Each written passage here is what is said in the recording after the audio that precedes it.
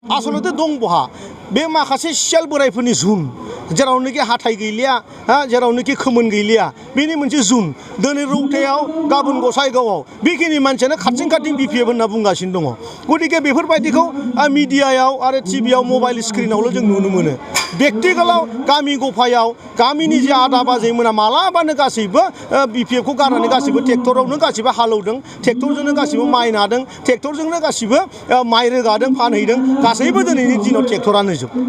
गतिके दिनै बहा बिपिएफ दंबावो बिपिएफ गैलिया इन्टारेस्टिं बाथ्राया बेनो जों हाजारखि जाया मानो बर' राजखान्थियाव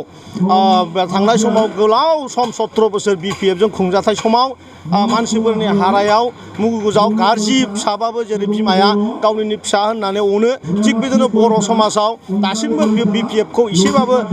अननाय आरो सिम्पेथिया दङ खिन्थु मुसलपुर समस्तियाव दिनै बेनिनो उल्था थासारिखौ दिनै बेवहाय नुजाथिदों दिनै बिराद गिदिर मोनसे जयनिं सेरेमनि जादों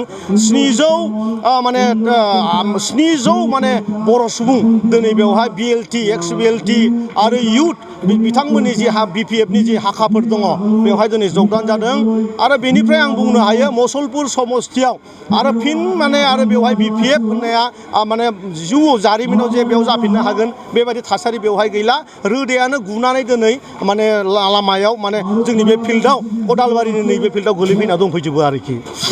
जों जे माने जोंनि जे दानि मानगोनां प्रमद बर' बिथांनि जि माने खुंथाय बेवहाय गोबां रोखोमनि सुबिदा जों बेयाव होगासिनो दङ जेरै गोरिब मानसिफोरनि जि माने ना गुरनानै जानाय मानसि दिनै मैगं नागिरनानै जाग्रा मानसि बिथांमोननि थाखाय 5,000 करि रां होनाय जादों बेफोर रांखौ जाहाथे मोननानै बिथांमोना जाहाथे गयनि दखान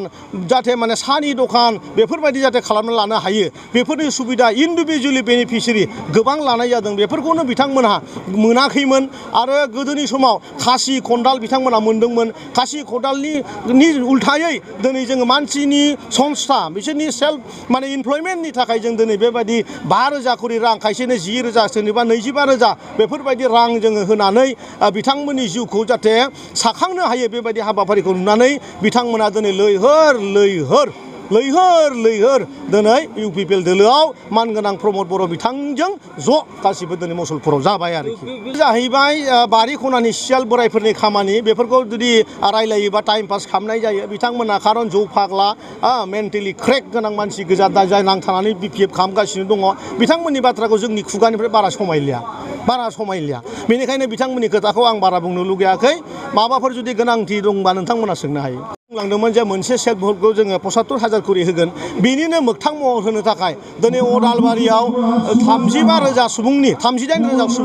मोनसे सुबुं गौमा बेवहाय 23 तारिखआव अर्थात संफोर जानो थांगासिनो दङ आरो बेवहाय माने बिटिआरनि मानगोनां प्रमद बर'नि जि रादाय बे मोगथां महर जानो थांगासिनो दं बेखायनो मुसलपुर समस्तिया बेखौ रिप्रेजेन्टेटिभ खालामदों आरो बेवहाय हाबा बायदि थासारि जों थांनाय 7 दिननिफ्राय बेयाव जोङो मुसलपुर समस्तिनि हाबा बायदि मोनदों आरो जोंनि जि रादाय इउपिपिएल दोलोनि रादाय बे रादाया मोगथां महर जानो थांगासिनो दङ बे खेबाव जोङो जि सेल्फ हेल्प ग्रुपआ बे रांखौ मोननो थांगासिनो दं 75,000खौ जों बेवहाय नायनो नागिरदों जे बिथांमोनहा बे फैसाखौ लानानै मा खामानि मावगोन बिसोरनि थांखिया मा जुदि 75,000खौ जों डाइरेक्ट सोना हरोबा बिथांमोनहा बे फैसाखौ हयथ' मिसइउज खालामनो हागौ बेखायनो फार्स्ट इनस्टलमेन्टखौ जों बिथांमोन 25 आरो नेक्स्ट इयाराव बिथांमोनहा 50,000 आनादार सेकेन्ड पेज जायखौ जोङो नैबे बोसोरनि पेज फाइनान्सियेल इयार 22-23नि जि फाइनान्सियेल इयार बे फाइनान्सियेल इयाराव 4,000 सेल्फ हेल्प ग्रुपनो जों आरोबाव नामाकरन खालामगासिनो दं आरोखि गोजोन्थों।